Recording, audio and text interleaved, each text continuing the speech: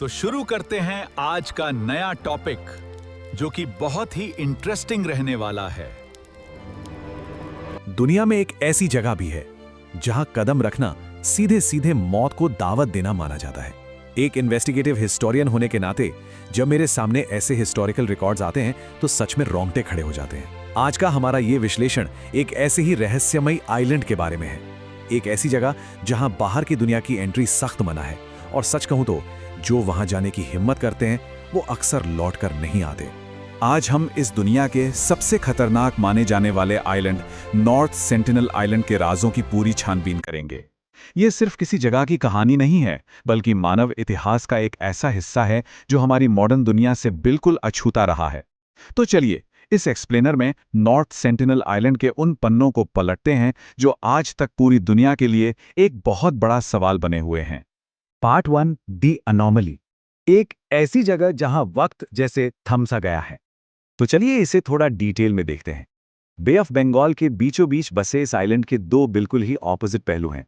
एक तरफ दूर से देखने पर यह किसी जन्नत से कम नहीं लगता, बिल्कुल अनटच्ड, घने जंगल और खूबसूरत समुद्री लहरों से घिरा हुआ। लेकिन दूसरी तरफ इस फिजिकल ब्यूटी के ठीक विपरीत एक स्ट्रिक्ट लीगल पेरीमीटर है। इंडियन गवर्नमेंट ने इस आइलैंड के चारों तरफ एक 5 किलोमीटर का नो गो जोन सेट किया हुआ है। ये बाउंड्री इसलिए बनाई गई है ताकि अंदर रहने वाली सेंटिनलीज ट्राइब और बाहर से आने वाले लोग दोनों ही पूरी तरह सुरक्षित रह सकें। और ये कॉन्ट्रास्ट ही हमें पहली बार इस खतरे का असली एहसास कराता है। Part 2, the record of contact, खतरे की एक टाइमलाइन। एक इन्वेस्टिगेटिव हिस्टोरियन के तौर पर बात करूं तो किसी भी खतरे की रूट कॉज तक पहुंचने के लिए इवेंट्स की टाइमलाइन समझना बहुत जरूरी है। अब इस हिस्टोरिकल पैटर्न पर नजर डालिए। हजारों सालों का इतिहास हमें सिखाता है कि बाहर से आने वाले लोगों ने हमेशा एंशिएंट ट्राइब्स का शोषण किया है। अब अगर पिछले कुछ सालों की बात करें तो हमने देखा है कि जब भी मछुआरे इस आइलैंड के पास भटक कर गए, सेंटिनलीज लोगों ने उन पर सीधे तीर कमान से हमला किया। और फिर आता है साल 2018 का वो शॉकिंग इंसिडेंट। एक फॉरेन ट्रैवलर बिना किसी परमिशन के वहां पहुंच गया और उस पर जानलेवा अटैक हुआ। इस क्रोनोलॉजिकल पैटर्न को देखकर हम आसानी से समझ सकते हैं कि सदियों के शोषण और डर का नतीजा ही ये आक्रामक हमले हैं। 2018 के इस इंसिडेंट के बाद का फैसला बहुत ही क्लियर था। एक रेस्क्यू मिशन लॉन्च करने के आइडिया को अथॉरिटीज ने तुरंत खारिज कर दिया, क्योंकि इसे हद से ज्यादा रिस्की माना गया। और सच कहूं तो ये अपने आप में एक बहुत बड़ा हिस्टोरिकल स्टेटमेंट है। ये दिखाता है कि हमारी दुनिया आज चाहे कितनी भी मॉडर्न क्यों न हो गई हो, इस छोटे से इलाके पर आज भी प्राचीन नियम ही चलते हैं।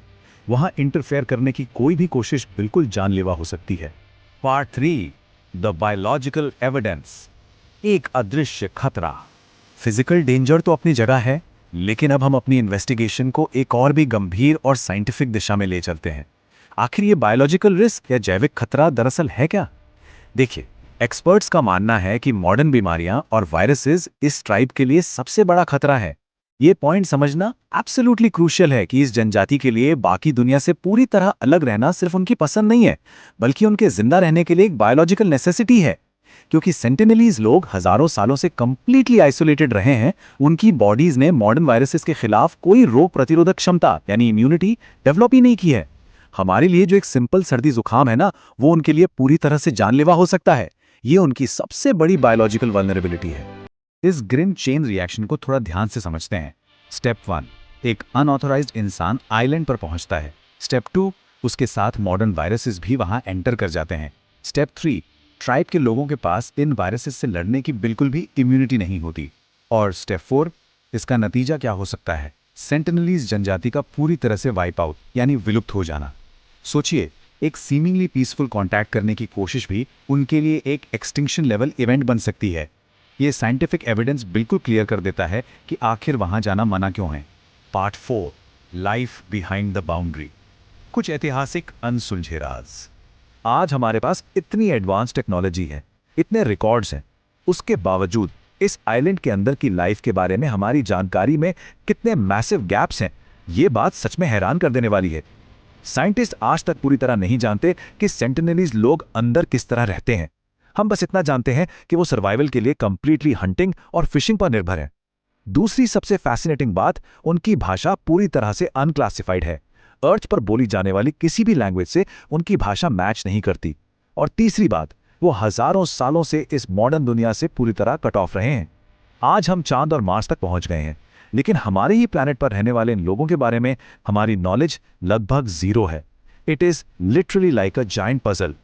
पार्ट 5, द वर्डिक्ट, एक नया नजरिया। अपने इस इन्वेस्टिगेशन के आखिरी पड़ाव पर आते हुए हमें इस पूरी धारणा को एक नए नजरिए से देखने की जरूरत है। शुरू में हमने देखा कि ये आइलैंड दुनिया की सबसे खतरनाक जगह मानी जाती है, पर क्या हमें अपना पर्सपेक्टिव चेंज नहीं करना चाहिए? यहाँ एक बहुत बड़ा हिस्टोरिकल क्वेश्चन उठता है, असल खतरा कौन है, ये आइलैंड या हमारी मॉडर्न दुनिया? कई हिस्टोरियंस और एक्सपर्ट्स मानते हैं कि सेंटिनलीज जनजाति बिना किसी वजह के आक्रामक नहीं है, वो बस अपनी ज़मीन, अपने कल्चर को बचाना चाहते हैं। सदियों तक आउटसाइडर्स ने ट्राइब्स का शोषण किया है, और शायद यही वजह है कि वो किसी पर ट्रस्ट नहीं करते। जो जगह हमारे लिए डेंजरस है वो एक्चुअली इन लोगों का अपना घर है, और वो सिर्फ और सिर्फ अपने घर को डिफेंड कर रहे हैं। इस एक्सप्लेनर को हम इस बहुत ही पावरफुल थॉट के साथ समाप्त करते हैं। एक ऐसी जगह जहां मॉडर्न दुनिया के रूल्स अप्लाई नहीं होते, सिर्फ नेचर और सर्वाइवल के लॉज चलते हैं।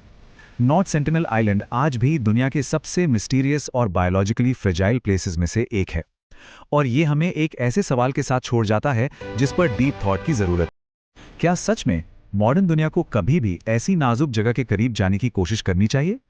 उम्मीद है इस छानबीन ने हमें इस आइसोलेटेड आइलैंड के बारे में कुछ नया सोचने पर मजबूर जरूर किया होगा।